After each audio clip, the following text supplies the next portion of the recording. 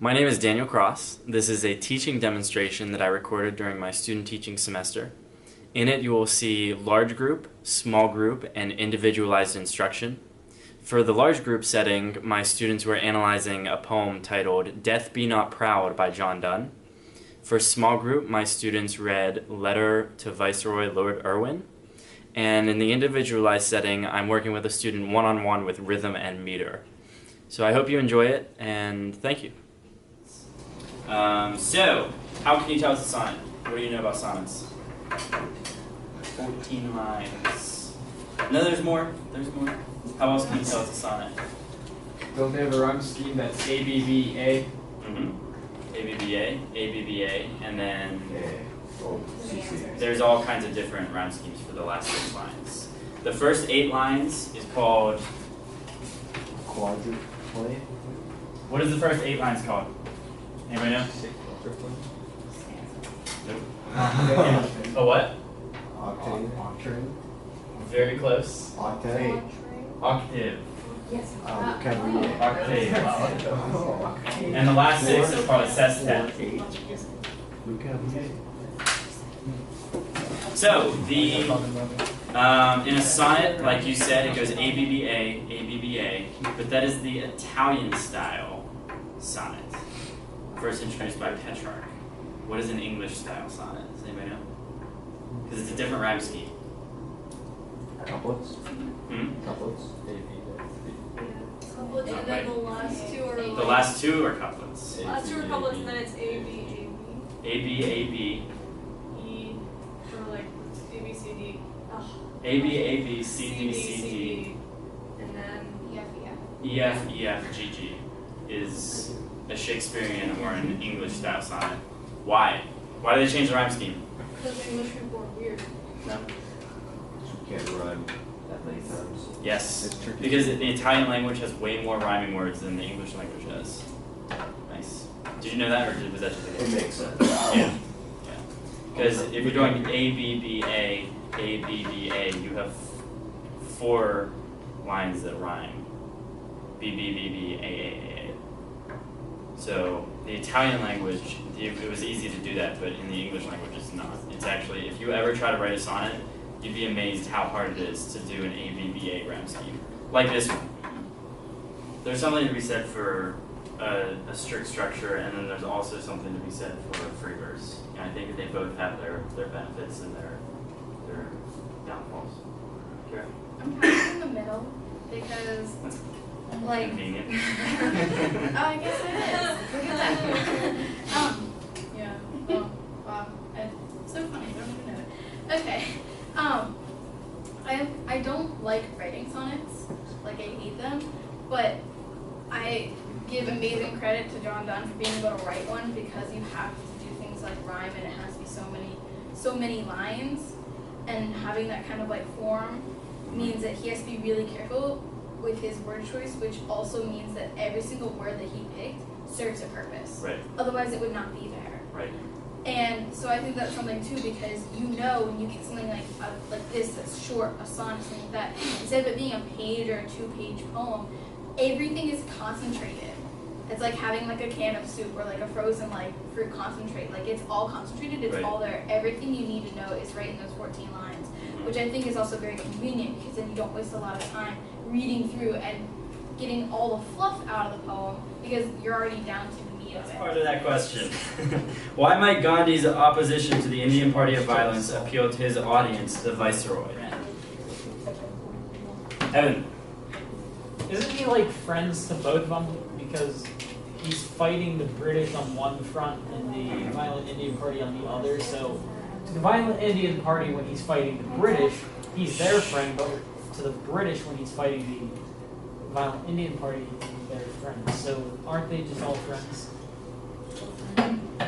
Not exactly. Why don't they just like get along? Well, Gandhi addresses the Viceroy. Gandhi addresses him as what? In the very beginning of the letter, he says, "Dear what? Friends. Dear friend," right? Dear Are they pal. actually friends? No. Well, No. It's a rhetorical strategy. What is rhetoric? What's a rhetorical question? Evan? a question that does not need an answer. It's like implicit. Good, a question that does not need an answer. Why doesn't it need an answer? I don't know. It's like there's it's like a it's not really like catch-22, but it's like there's my is usually like there's So it could be differing answers. What else? Why else wouldn't a rhetorical question need an answer?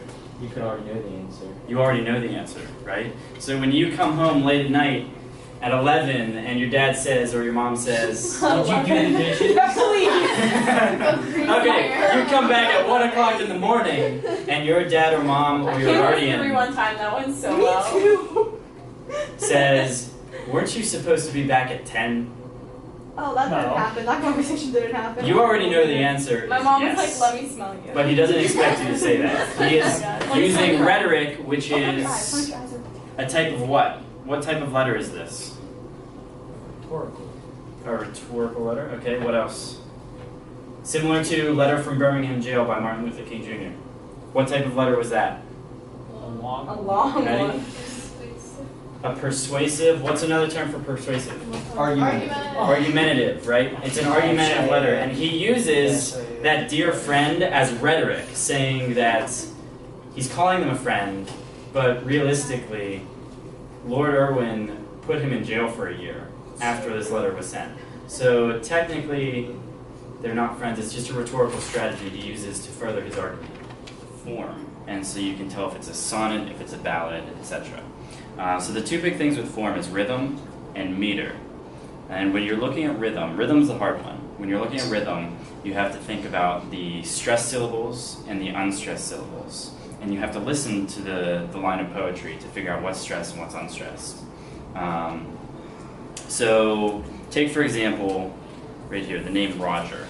Okay, stressed is used depicted with a slash, and unstressed is depicted with a breve. So try to scan the name Roger. Stressed, unstressed. Roger. Roger, right, awesome. So the name is Roger, it's not Roger. So, and you can hear that naturally in the name. So if you have a stressed syllable followed by an unstressed syllable, what is that? Trochaic. Trochaic, right? Right here. So the example was piping down the valleys wild. Piping down the valleys wild. So Roger is trochaic. Try the name, it's a little bit harder, Elena. Lena. Unstressed, stressed, unstressed. Unstressed, stressed, unstressed. Awesome. Elena. You can hear that. Elena. So it starts low, goes high, and returns low. So that is the opposite of a trochee, or trochaic. And what is that called? Iambic. Iambic. Awesome. So this name, Elena, is iambic with that extra syllable. So take those same principles and try to scan this line of poetry.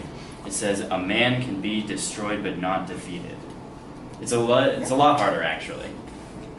A man can be destroyed but not defeated. Awesome. Say it out loud. A man can be destroyed but not defeated. And you can hear the syllables where they rise and they fall. Good, and you scanned it perfectly. A man can be destroyed but not defeated. So what pattern do you see with the rhythm here? It's iambic. It's iambic, right? Because it goes unstressed, stressed. And then you have, these are called feet. So meter is the easy part. With meter, all you have to do is count the stressed syllables. So how many stressed syllables do you have? 5. 5, right? So you can look at the packet if you need to. What is 5 stressed syllables? What kind of meter is that? Pentameter. Pentameter, awesome. So if you put those two together and you look at that line of poetry, what would that line of poetry be categorized? Iambic pentameter. Awesome, perfect. It's iambic pentameter. And so you can apply those same concepts to all kinds of different poems. You can even apply it to things that people say. And once you have more practice and you're more comfortable with this, then it just gets easier and easier, and